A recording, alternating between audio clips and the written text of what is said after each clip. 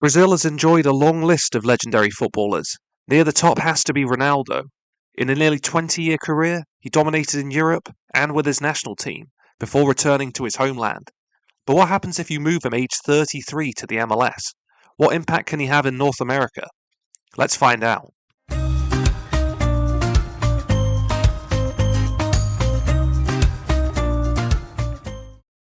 And the club he's arrived at is the Houston Dynamo.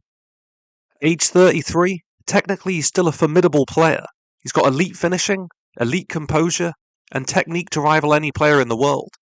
Unfortunately, physically he's lacking.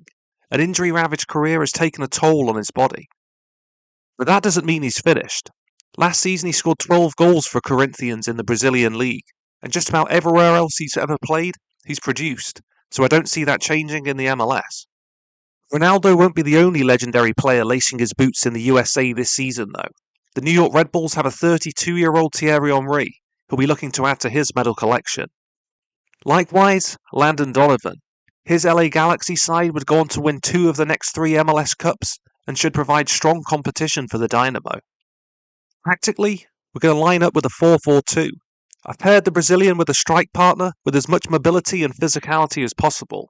I've instructed Ronaldo to not press the ball whatsoever. Hopefully we can keep him fit for the duration of the season. Elsewhere in the team, our next best player is probably Jeff Cameron. Long before he arrived in Stoke, he spent 4 years in Texas with Houston. It only took 11 minutes for Ronaldo to score his first goal of the season. Some nice interplay on the edge of the box before the Brazilian does what he does best. Despite going ahead early, FC Dallas would prevail. Not a strong start. Goals continued, this time against the Chicago Fire. Ronaldo gets on the end of the through ball and finishes it with an audacious chip. 6 games played, we've registered 9 points and are sitting in 4th place. R9 then failed to score in his next 5 games, whilst the team picked up just 4 points out of an available 15. He did bounce back though against DC United, scoring a brace. A lovely finish here as he beats the keeper at the near post.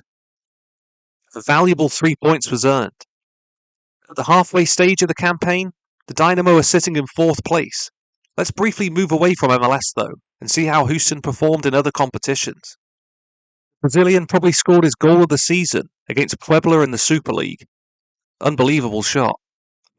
2 group stage victories and 1 solitary goal difference meant that Houston were in the knockout rounds.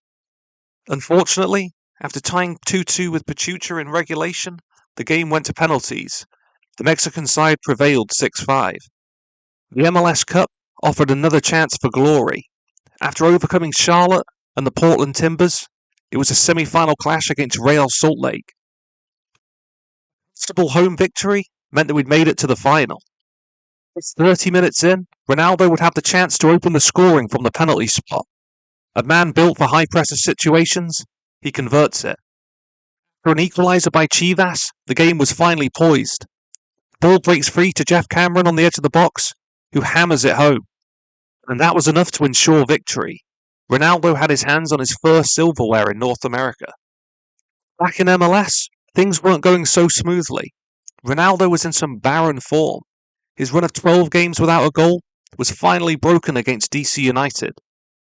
The season rapidly drawing to a close, Ronaldo scored his final goal against the Revolution. He finished the game with an assist too. But let's look at the final table, and did we qualify for the playoffs? Sadly, with just 35 points, we missed out on the MLS playoffs.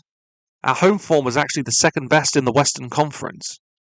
Picking up just 4 points away all season meant we had little chance of making it to the latter stages.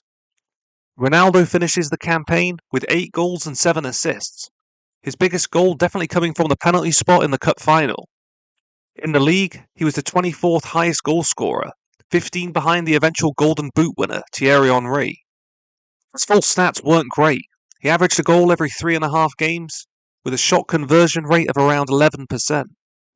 Without a doubt, one of the best forwards of his generation, but at the age of 33, after countless injuries, his body was struggling to keep up.